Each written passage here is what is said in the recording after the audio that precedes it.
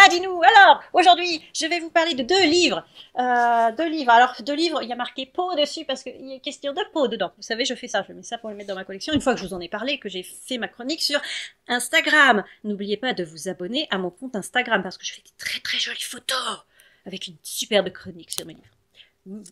Voilà, donc, je vais vous parler de 8 crimes parfaits chez Gallmeister de Peter Swanson. Peter Swanson. C'est un libraire, le personnage principal, c'est un libraire c'est principalement du polar qu'il vend, pas que, mais principalement du polar. Donc il a 2 employés avec lui. Et un jour débarque le FBI, enfin une agente du FBI, et lui dit, dites voir, vous avez un blog, sur votre blog vous avez écrit une liste de 8 crimes parfaits. Oui. Dites donc, on dirait qu'il y a quelqu'un qui s'inspire de votre liste pour tuer des gens. Oups. Est-ce que vous pouvez m'aider à résoudre le meurtre, enfin les meurtres. Un peu intrigués quand même. Donc ils essayent de savoir, déjà de trouver des preuves comme quoi c'est vraiment le meurtrier utilise vraiment cette liste et tout. Donc elle l'emmène dans un des lieux du crime et il s'avère qu'en fait il connaissait la personne. Donc ça devient très très probable que le tueur le connaisse lui aussi. Donc voilà. Et petit à petit il va découvrir des choses. Comment je peux vous dire sans spoiler? Bon, je peux pas trop vous en dire en fait. Voilà, c'est juste ça. Il va enquêter avec l'agent. Par contre, l'agent n'avait pas le droit de lui demander son aide, donc elle va être virée elle de son côté. Et puis lui, bah, il flippe un peu. Et en parallèle de ça, il y a des souvenirs à lui aussi des souvenirs de son passé. On va pas dire autrement, hein, de son passé qui reviennent, qui refont surface. Voilà. Et je peux pas trop vous en dire plus. C'est bien pensé. Par contre, faites attention parce que c'est un peu spoiler sur certains titres. Sur mon compte Insta, en commentaire, j'ai mis la liste des livres qui sont spoilés, donc des Agatha Christie par exemple. Je sais plus trop, mais allez voir la liste. Hein, il y a ABC contre Poirot. Je vous remettrai peut-être la liste en description. Voilà, c'est un peu spoiler pour certains titres, hein, malheureusement. On va se calmer les quads. C'est bon là? Pardon, je vous mettrai la liste. Moi, je me suis fait spoiler sur certains Agatha Christie, etc. Il y en a d'autres qui ne sont plus, qui sont épuisés ou qui n'ont jamais été traduits en français. Donc, hein.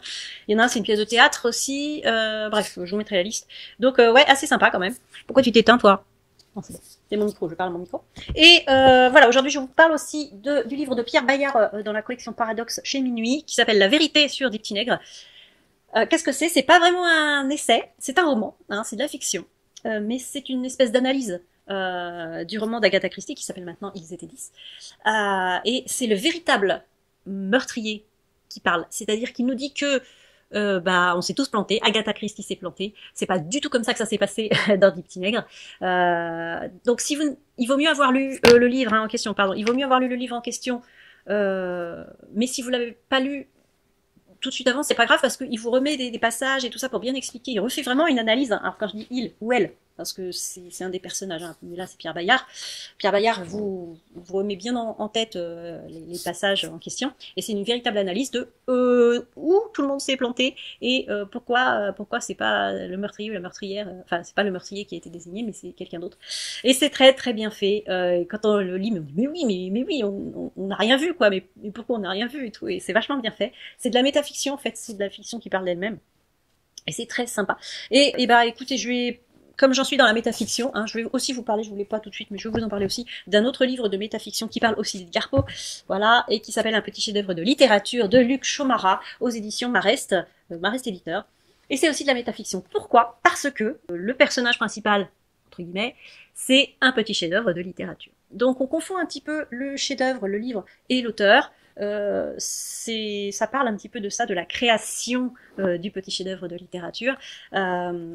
Et on ne sait pas des fois très bien si on parle de l'auteur, si on parle du livre. Et l'histoire se construit d'elle-même, c'est-à-dire que quand il dit le petit chef-d'œuvre de la littérature a décidé de mettre des extraterrestres et ça devient de la science-fiction, et hop, il y a des extraterrestres qui arrivent.